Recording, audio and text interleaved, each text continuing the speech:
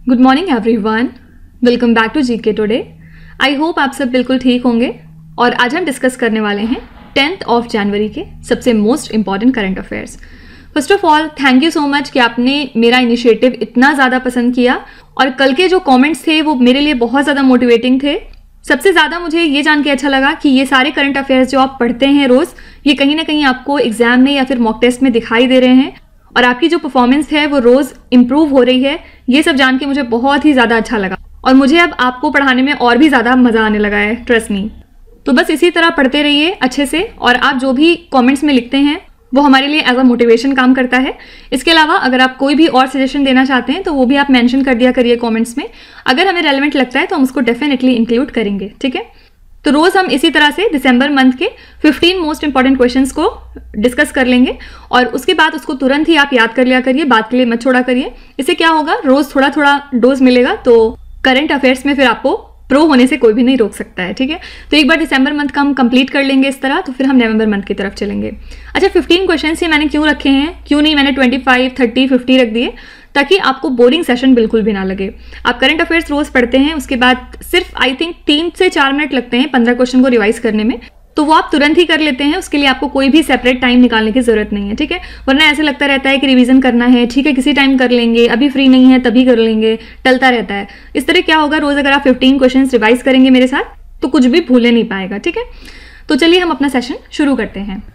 Where is the headquarters of Asian Pacific postal union located? एक word छूट गया यहाँ पे।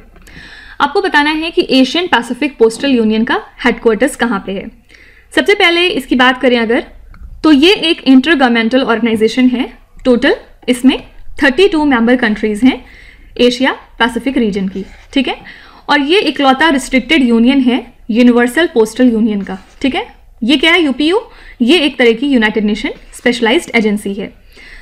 किस वजह से ये पोस्टल यूनियन न्यूज में है आजकल? क्योंकि इंडिया जो है इसका लीडर बन चुका है, इंडिया ने इसकी चेयरमैनशिप ले ली है, एक तरह से आप कह सकते हैं, इसी मंथ में, और अब हम इसको लीड करेंगे, ठीक है। और ये इंफॉर्मेशन दी है मिनिस्ट्री ऑफ कम्युनिकेशन ने। फाइन, तो 2 बातें आप याद रखिएगा। सबसे पहले एशियन पैसिफिक पोस्टल यूनियन का हेडक्वार्टर्स कहाँ पे है, ये है बैंकॉक में, और इंडिया जो है वो इस मंथ से फर्दर लीडर रहने वाला है, ठीक है। तो इसी वजह से ये चीज न्यूज में थी। नेक्स्ट है, which country developed the Aadhaar like platform for 9 countries called modular open source identity platform? कौन सी कंट्री है जिसने हाल ही में एक आधार लाइक प्लेटफॉर्म डेवलप किया है टोटल 9 कंट्रीज के लिए? इसका नाम क्या दिया है, modular open source identity platform. तो International Institute of Information Technology Bengaluru ने डेवलप किया है इस प्लेटफॉर्म को, जिसके थ्रू आधार के तरीके का एक डिजिटल आइडेंटिटी प्रोवाइड की जाएगी टोटल 9 कंट्रीज को, ठीक है। इसका नाम है modular open source identity platform और आप कह सकते हैं कि ये एक तरह का डिजिटल आइडेंटिटी प्लेटफॉर्म है। कौन सी 9 कंट्रीज की बात कर रहे हैं यहाँ पे, एक बार क्विकली देख लेते हैं। फर्स्ट है इसमें युगांडा, सेकेंड है एथियोपिया, थर्ड है मोरक्को, फिर है फिलीपींस, फिर इसके बाद श्रीलंका, फिर रिपब्लिक ऑफ गिनिया, फिर Sierra Leone, Burkina Faso and Togolese Republic, ठीक है। ये 9 कंट्रीज हैं जिनको हम ये Aadhaar like digital identity provide करेंगे, ठीक है। तो किसने डेवलप किया है ये? इंडिया ने। फाइन, इन 9 कंट्रीज का नाम थोड़ा सा ध्यान में रखिएगा, एग्जाम में पूछा जा सकता है। नेक्स्ट है, विच union ministry launched the draft online gaming policy? आपसे पूछ रहे हैं कि ये जो पॉलिसी है किस मिनिस्ट्री ने तैयार करी है। तो जो ड्राफ्ट रूल्स हैं ऑनलाइन गेमिंग के इंडिया के अंदर, इसको रिलीज किया है Ministry of Electronics and IT ने। और अभी जो इसमें अमेंडमेंट किया जा रहा है उसके अकॉर्डिंग जो बैटिंग होती है ऑनलाइन गेम्स में उसके ऊपर बैन लगाने की बात चल रही है, ठीक है। इसमें जो है ये भी कहा गया है कि एक सेल्फ रेगुलेटरी बॉडी सेटअप की जाएगी ग्रीवेंस रिड्रेसल के लिए, साथ ही नो योर कस्टमर रूल्स जो हैं उनको मैंडेट किया जाएगा गेमर्स के लिए और जो भी ऑनलाइन गेमिंग इंटरमीडियरीज हैं उनके लिए भी, ठीक है। तो ध्यान रखिएगा कि ऑनलाइन गेमिंग पॉलिसी किस मिनिस्ट्री से एसोसिएटेड है, Ministry of Electronics and IT. Next है, what is the outlay of BIND scheme? BIND का फुल फॉर्म क्या होता है? Broadcasting Infrastructure and Network Development Scheme. Actually Cabinet Committee on Economic Affairs ने हाल ही में अप्रूव किया है इस प्रपोजल को, जो दिया था ministry of Information and broadcasting ने रिगार्डिंग बाइंड स्कीम। ठीक है, एम क्या था बाइंड स्कीम का? मॉडर्नाइजेशन लाना पब्लिक ब्रॉडकास्टर प्रसार भारती में। ठीक है, प्रसार भारती मतलब all India radio and Doordarshan. तो आउटले इस स्कीम का कितना रखा गया है? 2540 करोड़ रुपीस। किस टाइम पीरियड के लिए? 2025 टू 26। ठीक है, तो यहाँ पे करेक्ट आंसर हो जाएगा 2500 करोड़ रुपीस, और ये अप्रॉक्सीमेट अमाउंट है। तो दो बातें याद रखिएगा, बाइंड स्कीम का फुल फॉर्म क्या है? Broadcasting Infrastructure and Network development, और इसके लिए आउटले कितना है? 2500 करोड़ रुपीस। नेक्स्ट है, what is the theme of all India annual state ministers conference on water? Actually prime minister Narendra Modi ने हाल ही में एड्रेस किया है पहला all India annual state ministers conference on water, और थीम क्या रखी गई इस कॉन्फ्रेंस के लिए? Water vision @2047। ऑब्जेक्टिव क्या है इस कॉन्फ्रेंस का? जितने भी पॉलिसी मेकर्स हैं उनको एक प्लेटफॉर्म पे लाया जाए ताकि वो डिस्कस कर सकें कि किस तरह से हम अपने वाटर रिसोर्सेज को हार्नेस कर सकते हैं for sustainable development and human development. ठीक है, तो याद रखिएगा इस इवेंट के लिए थीम क्या रखी गई थी? Water vision @2047। अच्छा, अगर आप नोटिस करें तो ऑप्शंस कितने क्लोज कई बार दे देते हैं, जैसे ए और डी तो छोड़ दीजिए, लेकिन सी वाला कितना ज़्यादा क्लोज लग रहा है, अमृत पानी @2047। ये सब पढ़ के लगने लगता है शायद यही वाला होगा। तो एग्जामिनर की चाल में कभी भी मत आया करिए। ठीक है, आपको सही से पढ़ के और सही आंसर ही मार्क करके आना है। नेक्स्ट है, विच स्टेट और union territory recently joined the free rice scheme of the centre under the national food security act? तो नेशनल फूड सिक्योरिटी एक्ट के अंदर में कौन सा स्टेट या फिर यूनियन टेरिटरी है जिसने फ्री राइस स्कीम को सेंटर की ज्वाइन कर लिया है? तो तेलंगाना गवर्नमेंट ने डिसाइड किया है कि वो सेंटर की फ्री राइस स्कीम को ज्वाइन कर लेंगे under the national food security act. तो इनकी जो स्कीम है इसका एम क्या रहता है? 5 किलो तक राइस प्रोवाइड करना पर हेड, मतलब हर इंसान को, पर पर्सन यहाँ बात हो रही है, per month in a family. ठीक है, और कितने लोगों को? तो टोटल 54.44 लाख NFSA के जो कार्ड होल्डर्स हैं स्टेट में उनको। और स्टेट गवर्नमेंट जो है वो इस स्कीम को एक्सटेंड करेगी to an additional 35.52 lakh card holders अपने कॉस्ट पे। ठीक है, तो इतना तो सेंटर प्रोवाइड करेगी इतने लोगों को, और इतना जो है ये स्टेट प्रोवाइड करेगी। याद रखिएगा ये है तेलंगाना स्टेट। देखिए, इसके अलावा अगर आपसे पूछेगा कोई कि जो नेशनल ग्रीन हाइड्रोजन मिशन है उसके लिए इनिशियल आउटले क्या रखा गया था? एक्चुअली यूनियन कैबिनेट ने हाल ही में अप्रूव किया है कि जो नेशनल ग्रीन हाइड्रोजन मिशन है इसका इनिशियल आउटले रहेगा 19,744 करोड़ रुपीस। ठीक है, और इंडिया के प्राइम मिनिस्टर नरेंद्र मोदी ने लॉन्च किया था national hydrogen mission independence day पे 2021 में। और ये ग्रीन हाइड्रोजन जो मैं चिल्ला रही हूँ कब से, इसका मतलब क्या होता है? देखिए, जो हाइड्रोजन जनरेट होता है उसमें जो इलेक्ट्रिसिटी का यूज होता है, अगर वो रिन्यूएबल सोर्स से हमारी आ रही है तो फिर उसी को हम ग्रीन हाइड्रोजन कहते हैं। ठीक है, तो सिंपली आपको याद रखना है कि नेशनल ग्रीन हाइड्रोजन मिशन के लिए जो आउटले है वो कितना है? 19,744 करोड़ रुपीस। नेक्स्ट है, the intelligent tray retrieval system has been inaugurated in which states airport? आपको बताना है कि ये जो ITRS है हाल ही में इसको कौन से स्टेट के एयरपोर्ट पे इनॉग्रेट कर दिया गया है? तो हमारे यूनियन मिनिस्टर फॉर MSME कौन है? सबसे पहले मिस्टर नारायण राणे। इन्होंने इनॉग्रेट किया है ITRS को मोपा इंटरनेशनल एयरपोर्ट पे। ठीक है, मोपा की बात कुछ दिनों पहले हमने करी थी। मोपा इंटरनेशनल एयरपोर्ट कहाँ पे है? गोवा स्टेट में।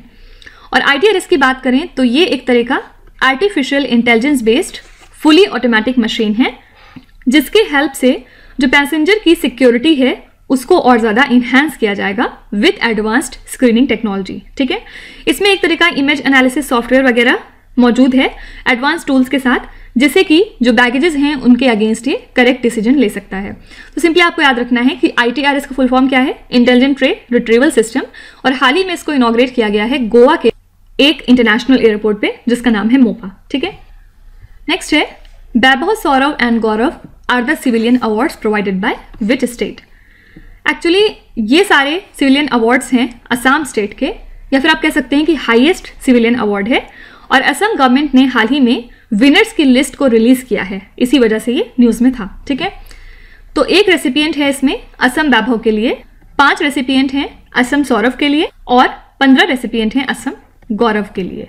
ठीक है, इसमें से आप सब तो नहीं याद रख सकते हैं, लेकिन असम वैभव इंपॉर्टेंट है। कौन है ये? डॉक्टर तपन सैकिया, इनको मिला है इस बार। ठीक है, और ये एसोसिएटेड है वहां के health care and public services sectors के साथ। याद रखिएगा, असम वैभव दिया गया है डॉक्टर तपन सैकिया को। और इसके अलावा Vaibhav Saurabh and Gaurav highest civilian award हैं असम स्टेट गवर्नमेंट के। अगर आपसे कोई पूछेगा कि वर्ल्ड ब्रेल डे हम कब ऑब्जर्व करते हैं, तो वर्ल्ड ब्रेल डे हर साल 4 जनवरी को ऑब्जर्व करते हैं, क्योंकि ये बर्थ एनिवर्सरी है लुइस ब्रेल की। इनको ट्रिब्यूट पे करने के लिए हम 4 जनवरी को मनाते हैं। ठीक है, नेक्स्ट है which state launch the chief ministers residential land right scheme. आपसे पूछ रहे हैं कि ये वाली स्कीम कौन से स्टेट की है, तो मध्य प्रदेश के चीफ मिनिस्टर शिवराज सिंह चौहान ने इस स्कीम को लॉन्च किया है, जिसको हिंदी में आप क्या कहते हैं? मुख्यमंत्री आवासीय भू अधिकार योजना। ठीक है, और चीफ मिनिस्टर ने हाल ही में जो लैंड राइट लेटर्स हैं वो एलिजिबल बेनिफिशरीज तक पहुंचा दिए हैं। और ऑब्जेक्टिव क्या है इस स्कीम का? फ्री प्लॉट्स प्रोवाइड करना गरीब लोगों को जो कि रूरल एरियाज में रहते हैं, और वो वहां पे अपने घरों को बिल्ड कर सकें। ठीक है, तो ध्यान में रखिएगा ये स्कीम कौन से स्टेट की है? मध्य प्रदेश स्टेट की। लेकिन इसके अलावा अगर आपसे कोई पूछे कि साइलेंट वैली नेशनल पार्क कौन से स्टेट या फिर यूनियन टेरिटरी में लाई करता है, किस वजह से मैं क्वेश्चन पूछ रही हूं यहाँ पे? क्योंकि हाल ही में एक बर्ड सर्वे हुआ था इस नेशनल पार्क में, और ये नेशनल पार्क है नीलगिरी हिल्स में in the state of Kerala. ठीक है, तो ये जो सर्वे है ये लास्ट वीक ऑफ दिसंबर मंथ में हुआ था, और इसमें जो है हमें टोटल 141 स्पेशीज मिली हैं, जिसमें से 17 जो है ये टोटली न्यू थी। ठीक है, तो छोटी सी न्यूज़ थी, इसी वजह से silent valley national park news में था। ये आपसे स्टैटिक जीके के फॉर्म में पूछा जा सकता है, याद रखिएगा ये केरला स्टेट में लाई करता है। नेक्स्ट है the government has approved 28.11 crore rupees to extend the interest free loan to tobacco farmers of which state. तो गवर्नमेंट ने इतना अमाउंट अप्रूव किया है किस स्टेट के टोबैको फार्मर्स के लिए कि उनको इंटरेस्ट फ्री लोन प्रोवाइड किया जा सके। तो गवर्नमेंट जो है 28.11 करोड़ रुपीस अप्रूव कर चुकी है, ताकि जो आंध्र प्रदेश के टोबैको फार्मर्स हैं उनको इंटरेस्ट फ्री लोन मिल सके। ठीक है, एक्चुअली जो यहाँ पे टोबैको फार्मर्स हैं ये काफ़ी ज़्यादा अफेक्टेड हो गए थे because of Mandous cyclonic rains, और इसी वजह से इनको ये दिया जा रहा है ताकि वो इस डैमेज से ओवरकम कर सकें। और ये जो इंटरेस्ट फ्री लोन दिया जा रहा है एलिजिबल फार्मर्स को, इसको एडमिनिस्टर कौन करेगा? तो ये करेगा टोबैको बोर्ड। ठीक है, तो ध्यान में रखिएगा कि आंध्र प्रदेश के टोबैको फार्मर्स के लिए ये डेवलप किया गया है। नेक्स्ट है which country has generated a record 87.6% of power from zero carbon sources. कौन सी कंट्री है जिसने अपने यहाँ पे जो पावर रिक्वायरमेंट है उसका 87.6% जीरो कार्बन सोर्सेज से जनरेट कर लिया है? तो ये कंट्री है यूके। यूके ने हाल ही में अनाउंस किया है कि इन्होंने 87.6% ऑफ पावर को जनरेट किया है फ्रॉम जीरो कार्बन सोर्सेज। ठीक है, और जीरो कार्बन सोर्सेज मतलब क्या होता है? Wind, nuclear and hydro power वगैरह सोर्सेज। याद रखिएगा कि 67% ऑफ ब्रिटेन पावर कहाँ से आती है? विंड से। इसके अलावा 19% इन्होंने जनरेट किया है न्यूक्लियर पावर से, और 9.5% इन्होंने जनरेट किया है गैस फायर्ड पावर स्टेशन से। ठीक है, इसके अलावा इन्होंने एक विंड जनरेशन का भी रिकॉर्ड सेट किया है विद ऑलमोस्ट 21 गीगावाट्स। ठीक है, तो ध्यान में रखिएगा ये कंट्री कौन सी है? यूके। तो ये थे हमारे आज के सबसे मोस्ट इंपॉर्टेंट करंट अफेयर्स, और अब हम चलेंगे हमारे दिसंबर 2022 करंट अफेयर्स रिवीजन की तरफ। ये हमारा पार्ट 2 है। जो लोग यहाँ पे नए हैं उनको मैं एक बार फिर से बता दूं कि अगर इसका पार्ट 1 देखना चाहते हैं तो आप कल का लेक्चर रेफर करिए। कल ही हमने ये नई सीरीज स्टार्ट करी है जिसमें हम डेली 15 टॉप मोस्ट क्वेश्चंस देखेंगे दिसंबर मंथ से, और इसको टोटल हम 16 डेज में कवर करेंगे, टोटल 240 क्वेश्चंस करके। ठीक है, चलिए शुरू करते हैं क्वेश्चन नंबर 16 से। Which is the first state in the country to implement an open loop ticketing system using national common mobility card. अच्छा, एक चीज़ और, यहाँ पे आपको ये नहीं पूछने लगेगा कि ये ओपन लूप टिकटिंग सिस्टम क्या है। अगर ये किसी को जानना है तो वो दिसंबर 2022 के डेली करंट अफेयर सेशन को फॉलो करे। ठीक है, यहाँ पे हम सिर्फ रिवीजन कर रहे हैं। अगर हर चीज़ इतना डिटेल में बात करेंगे तो वीडियो की जो लेंथ है वो काफ़ी ज़्यादा लंबी हो जाएगी। ठीक है, तो आई होप यू अंडरस्टैंड कि टाइम कंस्ट्रेंट होता है, तो यहाँ पे हम लोग बहुत ज़्यादा डिटेल में नहीं जाएंगे, सिर्फ रिवीजन क्योंकि चल रहा है। किसी को अगर फिर भी देखना है तो मैंने बता दिया कि वो जो है दिसंबर के करंट अफेयर्स को फॉलो कर सकता है। तो याद रखिएगा, ओपन लूप टिकटिंग सिस्टम को इंप्लीमेंट करने वाला पहला स्टेट इंडिया का है हरियाणा। ठीक है, which Indian institution has been recently hit by an alleged ransomware attack. याद रखिएगा, एम्स हिट हुआ था एक रैंसमवेयर अटैक से, ठीक है। पूरे एक हफ्ते तक एम्स जो है ब्लॉक हो चुका था पूरे तरीके से। उसके बाद फिर नेशनल इन्वेस्टिगेशन एजेंसी वगैरह फिर आगे आई CBI और मिनिस्ट्री ऑफ होम अफेयर्स के साथ मिलकर इन्वेस्टिगेशन करने के लिए, ठीक है। What is the gross GST revenue collected in the month of November 2022? ये फिगर इंपॉर्टेंट है। तो नवंबर मंथ में हमने ग्रॉस GST रेवेन्यू कलेक्ट किया है 1.46 लाख करोड़ रुपीस, ठीक है। और जो रेवेन्यूज थे इस मंथ में वो 11% हायर थे अगर हम पिछले साल इसी मंथ से कंपेयर करें तो। Who is the foreign secretary of India as of 2022? Foreign secretary India के कौन है प्रेजेंट में? ये हैं मिस्टर विनय मोहन क्वात्रा। अच्छा, ये क्वेश्चन यहाँ पे क्यों पूछ रही हूँ मैं? क्योंकि जो टेन्योर है हमारे फॉरेन सेक्रेटरी का उसको 16 महीनों के लिए बढ़ा दिया गया है, ठीक है। तो इसी वजह से ये न्यूज़ में थे। After the recent changes in pre matric scholarship for minority students, the scholarship is available for which classes? Actually जो गवर्नमेंट की प्री मैट्रिक स्कॉलरशिप थी माइनॉरिटी कम्युनिटीज़ के स्टूडेंट्स के लिए जो 1 to 8 क्लासेस में पढ़ते थे उसको अब डिसकंटिन्यू कर दिया गया है। और अब जो बच्चे 9 to 10 में पढ़ते हैं वो सिर्फ एलिजिबल रहेंगे इस स्कॉलरशिप के लिए, ठीक है। और ये किसने अनाउंस किया था? मिनिस्ट्री ऑफ माइनॉरिटी अफेयर्स ने। नेक्स्ट है, विच is the fund manager of the Bharat bond ETF exchange traded fund? Actually government ने हाल ही में 4th ट्रांच अपना लॉन्च किया है भारत बॉन्ड ETF का, जो कि इंडिया का पहला corporate bond exchange traded fund है, ठीक है। और कौन सा फंड मैनेजर है इसका? तो ये है Edelweiss mutual fund. Which union ministry releases the guidelines for MSOs मतलब multi system operators to transmit the local content? ये है Ministry of Information and Broadcasting. तो गवर्नमेंट ने हाल ही में मल्टी सिस्टम ऑपरेटर्स को ये बोला था कि वो अप्लाई करें अपने आप को एज अ कंपनी रजिस्टर करने के लिए with in the next 3 months, ठीक है, अगर वो लोकल न्यूज़ और करंट अफेयर प्रोग्राम को प्रोवाइड करना चाहते हैं तो, ठीक है। तो इसी वजह से ये चीज़ थोड़ा सा न्यूज़ में थी। What is the Mariam Webster's word of 2022? ये क्वेश्चन बहुत इंपॉर्टेंट है, याद रखिएगा। 2022 के लिए मैरियम वेबस्टर ने कौन सा वर्ड चूज किया था? ये है गैस लाइटिंग। और गैस लाइटिंग का मतलब क्या होता है? एक्चुअली ये एक तरह का साइकोलॉजिकल मैनिपुलेशन है किसी इंसान का, जिसके थ्रू जो विक्टिम है वो अपने ही ओन थॉट्स के ऊपर क्वेश्चन करने लगता है। साथ ही साथ कई बार कंफ्यूजन होने लगता है दिमाग में और लॉस ऑफ कॉन्फिडेंस और सेल्फ स्टीम वगैरह की भी शिकायत होने लगती है उसको। Which institution released the global wage report 2022-23? ये रिपोर्ट जारी की थी इंटरनेशनल लेबर ऑर्गेनाइजेशन ने, जिसका हेडक्वार्टर्स है जेनेवा में। Barak MX air defence system is associated with which country? ये किसका है? तो ये है इजराइल कंट्री का, ठीक है। और इजराइल की जो नेवी है उन्होंने हाल ही में सक्सेसफुल टेस्ट कंडक्ट कर लिया है इस लॉन्ग रेंज इंटरसेप्टर मिसाइल का against an advanced cruise missile, और इसी वजह से ये चीज़ न्यूज़ में थी, ठीक है। क्वेश्चन नंबर 26 है, 2 entirely new minerals have been found in a meteorite that fell on which country? ये जो है हमें कहाँ से मिला था? सोमालिया कंट्री से। Researchers from which institution have developed an energy efficient computing platform to build next generation electronic devices? तो इसको डेवलप करने के लिए Indian Institute of Science Bengaluru ने डेवलप किया है एक highly energy efficient computing platform, ठीक है। Which Indian state host the Silchar Sylhet festival? ये फेस्टिवल सेलिब्रेट किया जाता है असम स्टेट में। What is the new deadline for the third party applications to comply with UPI market share guidelines? Actually National Payments Corporation of India ने जो deadline थी third party applications की कि वो कंप्लाई करें UPI मार्केट शेयर गाइडलाइंस के साथ, उसको 2 साल के लिए इंक्रीज कर दिया है, ठीक है। तो पहले जो डेडलाइन थी वो थी December 31, 2022, लेकिन अब जो नई गाइडलाइन है वो है December 31, 2024। फाइन। और लास्ट क्वेश्चन है, which public sector bank has raised 10,000 crore rupees through its maiden infrastructure bond issue? तो इसकी हेल्प से स्टेट बैंक ऑफ इंडिया ने इतना अमाउंट रेज किया है। याद रखिएगा ये इनका पहला इंफ्रास्ट्रक्चर बॉन्ड इशुएंस था और पहली बार इन्होंने 10,000 करोड़ रुपए रेज कर लिए। फाइन। तो ये थे हमारे नेक्स्ट 15 क्वेश्चंस दिसंबर मंथ से, जो कि बहुत ज़्यादा इंपॉर्टेंट है और एग्जाम में आने की प्रोबेबिलिटी बहुत ही ज़्यादा है, ठीक है।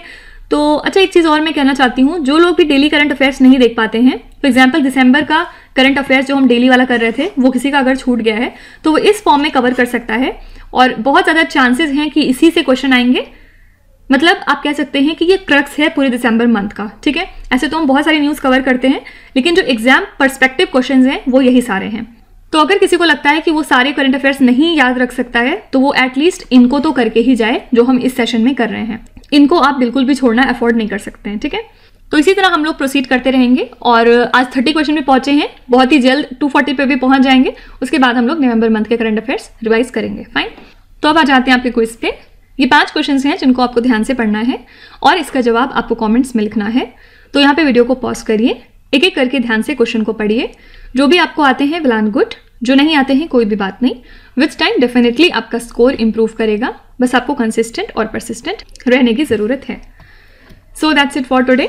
I hope you have like the session. आज का सेशन आपको कैसा लगा ज़रूर बताइएगा कमेंट्स में।